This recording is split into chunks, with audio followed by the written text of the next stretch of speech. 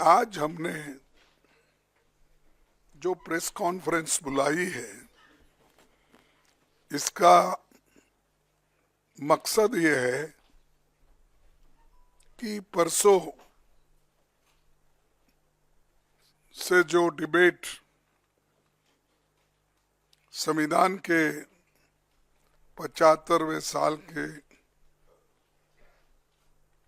जो एक उसका जर्नी बोलो, इतिहास बोलो, उसके बारे में एक डिबेट हो रही थी। और डिबेट के समय सारे पक्ष के लोग अपने अपने मुद्दे रखे। संविधान के बारे में कोई अच्छा बोला, किसी ने उसको तोड़ मोड़ के, और किसी ने तो अपने उसको एक टॉन्ट मारने के दृष्टि से भी बात किया गया। तो हम ये चाहते थे कि संविधान का जो ये संविधान के बारे में एक उसका उत्सव मना के सब देश के नौजवानों को समझाने का, जो आज़ादी के बाद पैदा हुए, जो हमारे यंग जनरेशन बाबा साहब के बारे में, नेहरू जी के बारे में, गांधी जी के बारे में, वल्लभ भाई पटेल के बारे में, अब्दुल कलाम आज़ाद के बारे में जो नहीं जानते थे, और उस वक्त कॉन्स्टिट्यूंट असेंबली में क्या घटनाएं घटी और कैसे सभी मेंबर्स ने अपनी सलाह उसमें रखी, इसका एक चिंतन और मंथन हो जाए और सारे देश के जनता को, युवाओं को ये मालूम करने के लिए सब लोग बढ़ चढ़ के हिस्सा लिया। लेकिन कल हमारे अमित शाह जी एक बात उन्होंने कही जो बहुत ही एक कंडेमेबल है। ये दुर्भाग्य है हमारा देश का कि किसी भी एक दलित नायक को, व्यक्ति को जो पूजनीय है सबके लिए, चाहे दलित होने दो, चाहे इस देश के कोई भी नागरिक हो, उनको इंसल्ट करने की, उनको उनके बारे में टॉन्ट मारने की और अपोजिशन पार्टी के तरफ देखकर वो कहने का कि रोज उठ के आप क्या लगाए हो, डॉक्टर अंबेडकर अंबेडकर अंबेडकर अंबेडकर अंबेडकर। अगर इतना ही नाम भगवान का अगर आप लेते तो आप 7 जन्मों का स्वर्ग उनको आपको प्राप्त होता था। मुझे ये मजबूरन कहना पड़ता है कि ये लोग संविधान को नहीं मानते। स्वर्ग और नर्क की जब बात करते हैं तो ये मनुस्मृति की बात करते हैं। इसमें ही लिखा है कि क्या क्या स्वर्ग है, क्या क्या कौन से जाति कहाँ जाएंगे, क्या पढ़े तो क्या हो जाएंगे। ये मानसिकता मोदी सरकार के कैबिनेट मिनिस्टर्स को और मोदी साहब को भी है, और उसी ढंग से उनके जो गुरु है, जो गोलवलकर गुरु जी या दूसरे जो भी है उनके फाउंडर्स, ये सब लोग वो लोग भी यही बात बोलते थे, वो उनकी कोई गलती नहीं, जैसे स्कूल में पढ़ते हैं उस स्कूल का नियम उनको पालना पड़ता, उसीलिए उन्होंने ये पाला। बार बार ये भी कहते हैं कि हमने, कांग्रेस वालों ने इंसल्ट किया अंबेडकर का, तो मैं तो पार्लियामेंट में पूरा बोल दिया हूँ किस ढंग से वो कांग्रेस को नीचा दिखाने के लिए, नेहरू जी को नीचा दिखाने के लिए, गांधी फैमिली को नीचा दिखाने के लिए वो बात करते थे। वही बात उसी ढंग पे फिर कल भी उन्होंने किया। लेकिन मुझे ताज्जुब हुआ, जो व्यक्ति ऐसी बातें बोल रहा है और सारे देश में टीवी पे ये बातें लाइव चल रही है, उनको प्रधानमंत्री बुला के टोकने के बजाय, अरे भाई ये ठीक नहीं है, बाबा साहब के बारे में तो हम खूब तारीफ करें, बहुत सी बातें बोले, लेकिन आपने क्यों ऐसा बोला? जिस आइडियोलॉजी को डॉक्टर अंबेडकर नहीं मानते, स्वर्ग या नर्क की बात उन्होंने कभी कही नहीं, वो बातों को लेकर उनके होम मिनिस्टर बात करते हैं, तो मोदी साहब उनको डिफेंड करने के लिए अब 6 ट्वीट उन्होंने किया, 6-7 मुझे मालूम, 6 ट्वीट्स उन्होंने किया। क्या जरूरत थी? अगर आप बाबा साहब के बारे में अगर कोई गलत बोलता है, उसको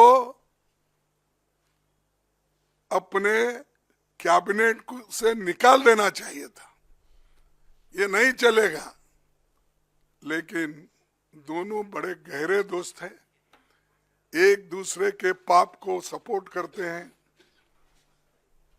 और इन्हों अगर कोई पाप किए तो वो सपोर्ट करते हैं, उन्हों अगर कोई पाप किए या गलत बोले तो मोदी साहब सपोर्ट करते हैं। तो इसीलिए मैं ये जानना चाहता हूं मोदी जी के ओर से, जो व्यक्ति और जिस संविधान की आप यहाँ पर जो चर्चा कर रहे हैं, इस ग्रंथ को पवित्र मानकर आप सबको कह रहे हैं, हालांकि ये संविधान उन्होंने कभी इसको सम्मान नहीं दिया, इसका तो बीच में मत बोलो, इसमें तो उन्होंने तैयार होते ही रामलीला मैदान में जलाया, और उसका हम जो देश के लिए झंडा बनाए थे, तिरंगा झंडा, उसको भी उन्होंने नकारा, और वो ये चाहते थे ये संविधान अपना नहीं है, ये संविधान सिर्फ जो मनु के लॉ है वो संविधान लाइन उस लाइन पे नहीं है, इसीलिए हम इसको मानते नहीं। इसीलिए नेहरू जी का फोटो जलाए, गांधी जी का जलाए, अंबेडकर जी का जलाए, सबकी फोटो जलाए, और तिरंगा झंडा को भी उन्होंने तिरस्कार किया। वही माइंड में है उनका, उसी लिए तो डॉक्टर बाबा साहब अंबेडकर के लिए उन्होंने ये बात की। अगर एक आदमी उनके लिए अगर उसके दिल में श्रद्धा होती, अगर उनके लिए स्वाभिमान अभिमान होता, तो ये बात कभी वो व्यक्ति बोलता नहीं था। तो इसीलिए हम चाहते हैं कि हमारे अमित शाह राजीनामा देना चाहिए, और मोदी जी को अगर थोड़ा सा भी बाबा साहब अंबेडकर के बारे में श्रद्धा है, तो रात के 12 बजे के अंदर वो निकाल देना चाहिए, उनको ड्रॉप कर देना चाहिए, बर्खास्त कर देना चाहिए। तो हमारी डिमांड ये है कि जो व्यक्ति संविधान का शपथ लेके अंदर आता है, मिनिस्टर बनता है, मेंबर बनता है, अगर उस संविधान का अपमान करता है तो उसमें उसको कैबिनेट में रहने का कोई अधिकार नहीं है। उनको फौरन ड्रॉप करना चाहिए, बर्खास्त करना चाहिए, तभी इस देश के लोग शांत रहेंगे। नहीं तो हर जगह बाबा साहब के बारे में नारे लगाएंगे, उनके लिए जान देने के लिए भी लोग तैयार हैं। ऐसा नहीं कि कोई मिलेगा नहीं, लेकिन आज के हमारे जितने भी सुशिक्षित भी है, अनपढ़ लोग भी है, बहुत लोग भी है जो बाबा साहब अम्बेडकर के अभिमानी है। वो जात पात का सवाल नहीं है, बाबा साहब अम्बेडकर सबके हैं, वो बैकवर्ड के भी हैं और जो अति पिछड़े हुए लोग हैं, इकोनॉमिकली जो वीकर है, ये सभी लोग उनके हैं। कभी उन्होंने जात पात पर बात नहीं की, इसलिए क्योंकि वो चाहते थे जो शोषित वर्ग है, जो दलित है, जो बहुत ही कुचला गया है, उसके बारे में बात करते थे। इसका मतलब ये नहीं कि वो दूसरों के बारे में कोई सिंपैथी नहीं रखते थे, ये नहीं है, या उनके लिए कुछ नहीं लिखा। अरे डॉक्टर बाबा साहब अम्बेडकर संविधान में तो 2 कलम, आर्टिकल 3 रिजर्वेशन के है ना, 15(4) और 16(4) का तो सबको लागू है, लेकिन रिजर्वेशन का बोल रहा हूं मैं, जो है इसमें मैं आपको बताऊंगा। वो सिर्फ उतने कॉलम छोड़ के, आर्टिकल छोड़ के, बाकी सभी आर्टिकल्स सबके लिए है। फंडामेंटल राइट्स क्या शेड्यूल कास्ट को ही है, freedom of expression schedule caste को ही है, और फ्रीडम ऑफ मूवमेंट उन्हीं को है। अरे वो तो इक्वालिटी चाहते थे, और महिलाओं की सबके लिए जिस मनुस्मृति में महिलाओं के लिए कोई जगह ही नहीं है, उसकी तारीफ करते मोदी जी फिर रहे और शाह फिर रहे। तो इसलिए मेरा एक प्राइम मिनिस्टर को कहना है, अगर आप बाबा साहब के उनके बारे में कोई थोड़ी सी जगह अगर आपके पास है तो फौरन मोदी जी को, अमित शाह जी को हटा देना चाहिए, बर्खास्त कर देना चाहिए। और अगर नहीं करते ये तो सब बाबा साहब अम्बेडकर के लिए जो बोल रहे हैं ये सब नाटक है, ड्रामा है, ये मैं कहूँगा। तो इतना कहते हुए मैं यही कहूँगा कि आज हमें प्रेस इतने जल्दी में जो बुलाए और आप लोग जो आए, इसलिए मैं आप तमाम का धन्यवाद करता हूँ।